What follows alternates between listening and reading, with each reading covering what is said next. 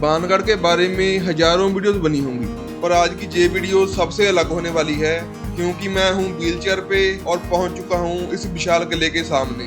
सच कहूँ तो मेरे मन में डर और बहुत सारे सवाल हैं, जैसे क्या मैं ऊपर पहुँच पाऊंगा और व्हीलचेयर टॉप तक कैसे पहुँच पाएगी। जैसे ही हम किले में पहुँचे हमें अंदाजा हो गया था कि आगे का रास्ता आसान नहीं है, क्योंकि रास्ता ऊबड़ खाबड़ पत्थरों से बना था।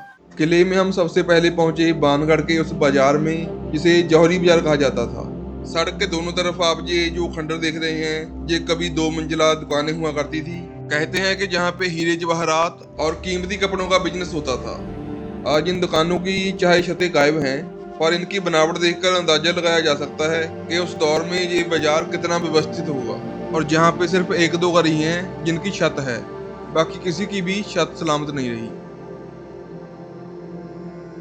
और ये घर देख के हम सीधा किले की तरफ बढ़ गए, पर जैसे ही हम बाजार के इन खंडरों से निकलकर आगे पहुंचे तो रास्ता और भी मुश्किल हो गया। पर सच कहूं तो इन पथरीली राहों तक पहुंचना उतना मुश्किल नहीं था जितना घर की चारदीवारी से बाहर निकलना, क्योंकि इस हालत में लोग घर से बाहर निकलने से भी डरते हैं। और मैंने उसी दिन तय कर लिया था कि अब रुकना नहीं है, सिर्फ आगे बढ़ना है।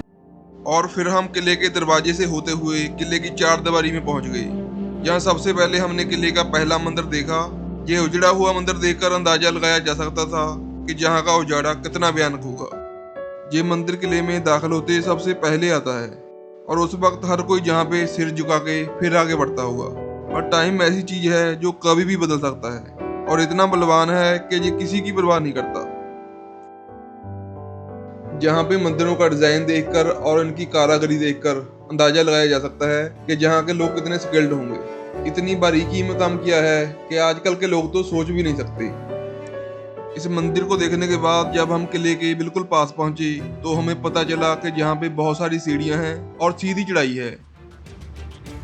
वहाँ हमें कई लोगों ने कहा कि ऊपर जाना नामुमकिन है, आप ऊपर नहीं जा सकते। पर उन्हें पता नहीं था कि हम इतनी मुश्किलों को पार करके जहाँ तक पहुँच गए तो ऊपर जरूर जाएंगे। अब किले के नीचे से मुड़ने का तो सवाल ही नहीं उठता।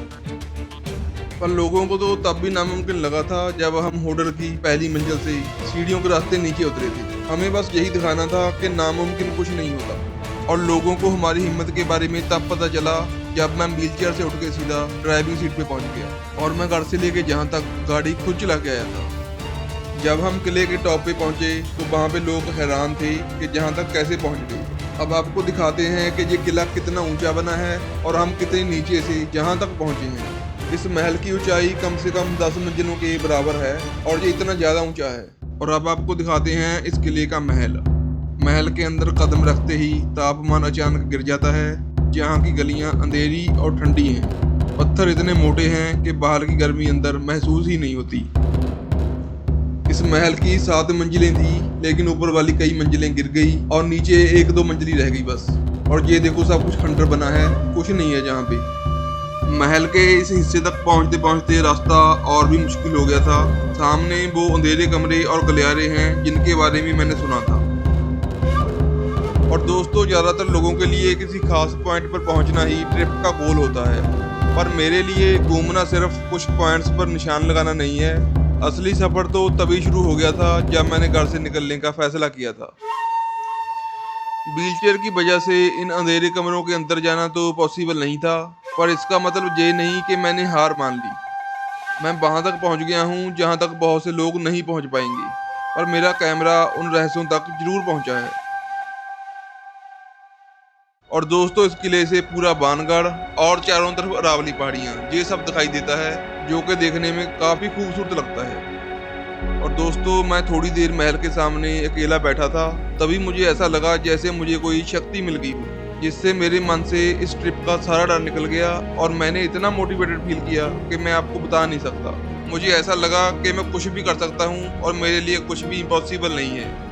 लोग कहते हैं जहाँ पे नेगेटिव एनर्जी मिलती है, पर मुझे मिली है पॉजिटिव एनर्जी। और इसी वक्त मुझे याद आई अपनी वो पहली कैंपिंग, जहाँ मैंने ज़िंदगी में पहली बार कैंप लगाया था। और मैंने सोचा जब हम वो कर सकते हैं तो ज़िंदगी में कुछ भी कर सकते हैं। और महल देखने के बाद हम सीधा बढ़ गए अगले मंदिर की तरफ, जहां हमें रास्ते में कई ऑब्स्टेकल्स मिले, पर हम सभी को पार करके सीधा मंदिर में पहुंच गए। और दोस्तों, इस मंदिर की खूबसूरती को बढ़ा रहा है ये तालाब, इसका पानी पहाड़ों से आता है और जहाँ पे जमा होता है और उसके बाद वो नीचे वाले तालाब में जाता है और जो फालतू पानी होता है वो निकल जाता है बाहर की तरफ। और ये रहा सामने मंदिर, और मंदिर की दीवार पे किसी का पजामा लटक रहा है, मुझे लगता है किसी भूत का है। इसलिए जल्दी से जल्दी इस मंदिर को देख के जहाँ से निकलते हैं, क्योंकि अगर भूत को याद आ गया कि मेरा पजामा बाहर रह गया है और वो जहाँ आ गया तो उसकी लॉटरी लग जाएगी और उसे पजामे के साथ 2-3 सवारियाँ भी मिल जाएंगी। इसलिए इस मंदिर को देखते हैं और जल्दी से जल्दी इस किले से बाहर निकलते हैं।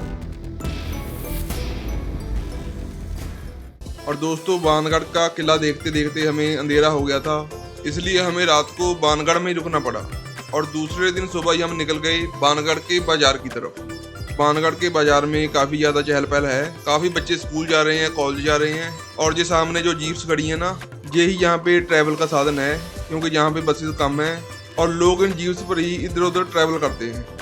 और बाणगढ़ मूर्ति कला के लिए बहुत ज़्यादा फेमस है और इस बाजार की कम से कम 70% दुकानें सिर्फ मूर्ति बनाने वालों की हैं।